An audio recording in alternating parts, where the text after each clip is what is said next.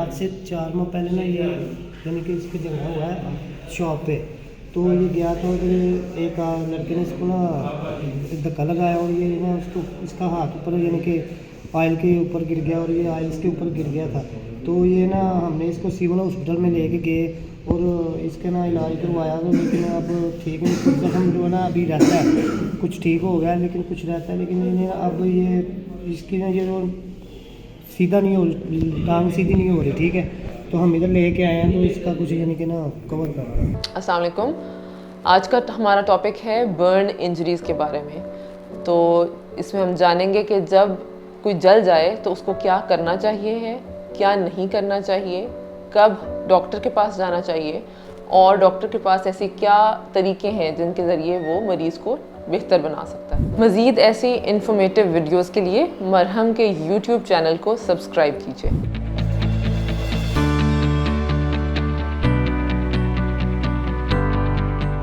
अस्सलाम वालेकुम, मेरा नाम डॉक्टर रुया रसूल है और मैं बर्न, रिकन्स्ट्रक्टिव और प्लास्टिक सर्जन हूँ। आज का हमारा टॉपिक बर्न पेशेंट्स के बारे में है, यानी जो मरीज़ हमारे पास जल कर आते हैं। जले हुए मरीज़ मुख्तलिफ़ तरह से जल के आते हैं, या तो आग लगने से जल कर आएंगे, या किसी बच्चे के ऊपर खौलता हुआ पानी गिर जाएगा, या भाप से जल जाएगा, या इलेक्ट्रिक बर्न्स जो घर के अंदर की तारों से या बाहर मेन केबल से जलकर आएंगे, या तेज़ाब, ब्लीच या फैक्ट्री में कोई इस तरह का केमिकल उनके ऊपर गिरा होगा जिसकी वजह से जिल्द का वो हिस्सा जल जाएगा। जले हुए मरीजों की जब बात आती है तो सबसे पहले जो ख्याल आता है कि ऐसा होने से हमने रोक क्यों नहीं लिया। प्रिवेंशन कहते हैं, prevention is better than cure. तो हमें क्या कुछ करना चाहिए है घर पे कि ऐसा होने से हम इसको बचा सकें। सर्दियों में गैस की लीकेज की वजह से जब कोई बंदा ये भी चेक करने के लिए कि गैस लीक हो रही है या नहीं, बत्ती का स्विच ऑन करता है, तो उस स्पार्क से पूरे घर में आग लग सकती है। तो जब भी आपको लगे कि कमरे के अंदर गैस है तो सबसे पहले खिड़की खोलें, खिड़की के पर्दे साइड पे करें ताकि कमरे में रोशनी हो, और गैस का जो पायलट लीवर है उसको बंद कर दें। इसके अलावा जब भी चाय पी रहे हों या किचन में हों तो कोशिश किया कीजिए कि बच्चे आपके साथ ना हों, क्योंकि बच्चे छोटी उम्र में ऐसे बर्न्स जब ले लेते हैं तो फिर आहिस्ता आहिस्ता उनकी जल्द जली हुई जब वो ग्रो करते हैं तो कंट्रैक्चर्स बनते हैं, फिर वो हमें वहाँ पर जल्द लगानी पड़ती है। अब आया ये सवाल कि आपने जलने के बाद करना क्या है। तो कई मरीज़ सबसे पहले नॉन मेडिकल लोगों के पास चले जाते हैं पेशेंट को लेकर, जो कि उस ज़ख़म के ऊपर जो पहले जलने की वजह से बिल्कुल स्टेराइल होता है, यानी उसके अंदर कोई जरासीम नहीं होता और कोई इन्फेक्शन के चांसेस नहीं होते, वो उस ज़ख़म के ऊपर अंडा, घी या इस किस्म की कोई पट्टी लगा देते हैं जिससे वो ज़ख़म कवर हो जाए। अब उससे होता क्या है कि ज़ख़म जो कि पहले बिल्कुल साफ़ था वो गंदा हो जाता है, जिसके नतीजे में इन्फेक्शन शुरू हो सकती है, फिर मरीज़ को बुखार, और उसके बाद यहाँ तक कि मरीज़ अपनी जान से भी जा सकता है। तो जब भी जलते हैं तो उसके बाद आपको फ़ौरन किसी हॉस्पिटल लेके जाना चाहिए पेशेंट को, ताकि डॉक्टर जो है ज़ख़म को सही तरह साफ़ करे और फिर उसकी पट्टी की जाए। जलने के बाद जो हमारी जिल्द की तहें हैं उनके लिहाज से 4 डिग्रीज़ के बर्न होते हैं। सबसे पहला बर्न वो होता है जिसमें जिल्द सिर्फ सुर्ख होती है, जिसको हम सन बर्न जो है वो उसकी बेहतरीन एग्जाम्पल है। इसके अंदर जो जिल्द की सबसे ऊपर वाली सतह है एपिडर्मिस, वहाँ तक जिल्द जलती है, और अगर इसको सिर्फ एमोलिएंट्स लगाए जाएं, यानी लोशंस, क्रीम्स वगैरह लगाए जाएं जो इसको नम रखें और सन से प्रोटेक्शन दी जाए, तो ये खुद ब खुद ही 5 दिन तक हील कर जाता है। इसके बाद आते हैं सेकेंड डिग्री बर्न्स, जिनकी मज़ीद 2 टाइप्स हैं। सेकेंड डिग्री बर्न में छाले बनते हैं, पानी वाले छाले जो बन जाते हैं। कई दफ़ा आपको कहेंगे कि पानी वाला छाला फोड़ना नहीं है या इसको ऐसे ही रहने दें, तो वो इसलिए कि जो उसके अंदर पानी निकला हुआ होता है उसको आप अगर निकाल दें तो वो as a dressing on its own भी एक्ट करती है। जो सेकेंड डिग्री बर्न है इस तरह वाला, वो 2 हफ्ते लेगा हील होने में। उसके साथ ये है कि आपकी जल्द की रंगत में ज़रूर थोड़ा या ज़्यादा या कमी आ सकती है। उसके लिए फिर आप जिस भी डॉक्टर को कंसल्ट करेंगे वो आपको आगे ऑइंटमेंट्स बताएंगे जिससे मज़ीद पिगमेंटेशन जो है उसको बेहतर किया जा सकता है।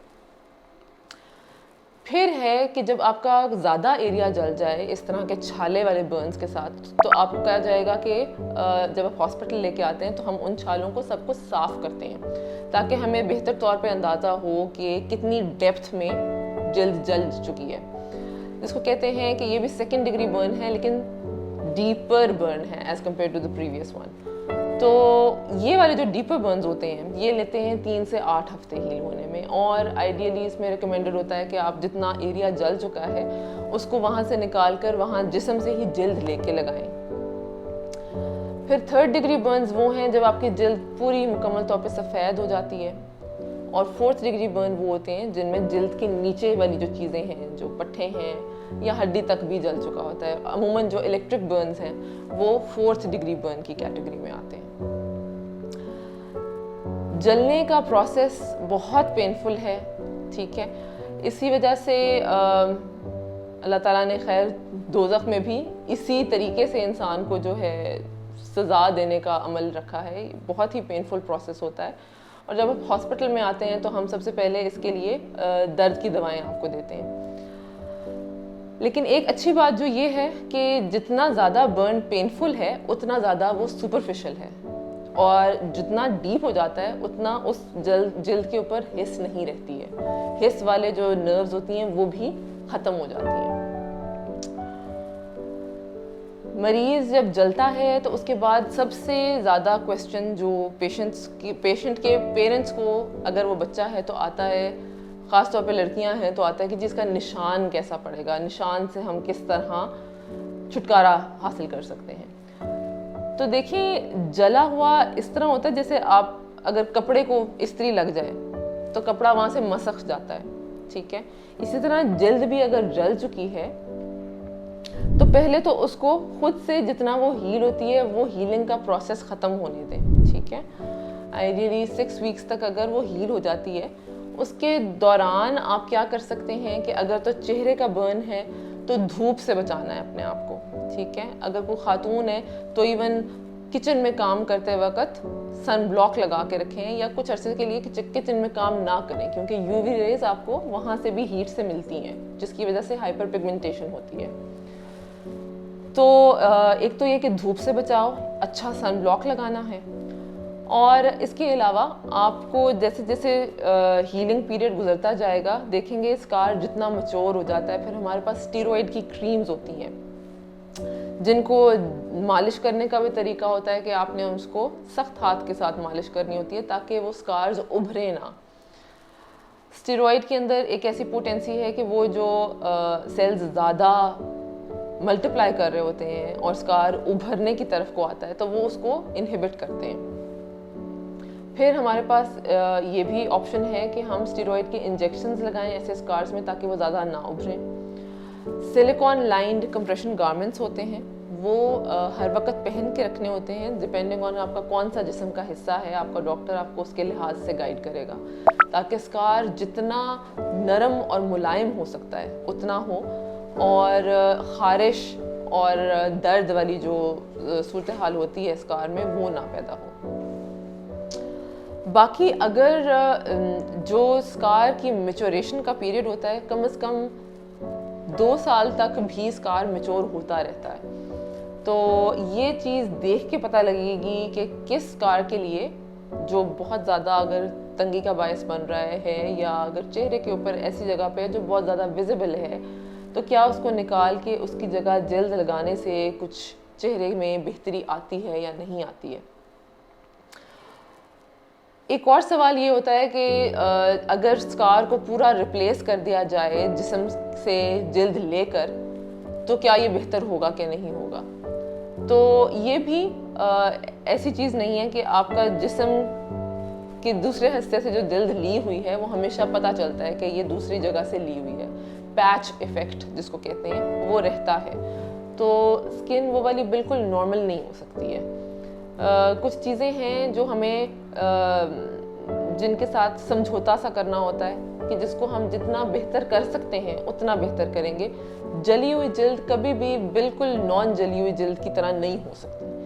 तो लेकिन उसको स्कार को हम जितना बेहतर कर सकते हैं, अगर तो उसके अंदर हम चर्बी डाल के उसको नरम मुलायम कर सकते हैं, तो वो हमारे पास मोडालिटीज़ होती हैं जिनको हम यूज़ कर सकते हैं। फिर हमारे पास वो पेशेंट्स आते हैं जिनका जलने के बाद या तो छोटी उम्र में जल गए और उसके बाद जैसे जैसे ग्रो किए तो ऊपर से जल्द उतनी ग्रो नहीं की, तो जल्द के कंट्रैक्चर्स बन गए। ऐसे मरीज़ जब हमारे पास आते हैं तो हम या तो उनका वही वाले टिश्यू को रीअरेंज करके उनकी मोबिलिटी बेहतर करते हैं या फिर जिस्म से जल्द लेकर लगाते हैं। लेकिन दोनों सूरतों में आपका जो जली हुई जिल्द है, जिस तरह के मैंने पहले बताया, वो कभी भी बिल्कुल नॉर्मल नहीं हो सकती है।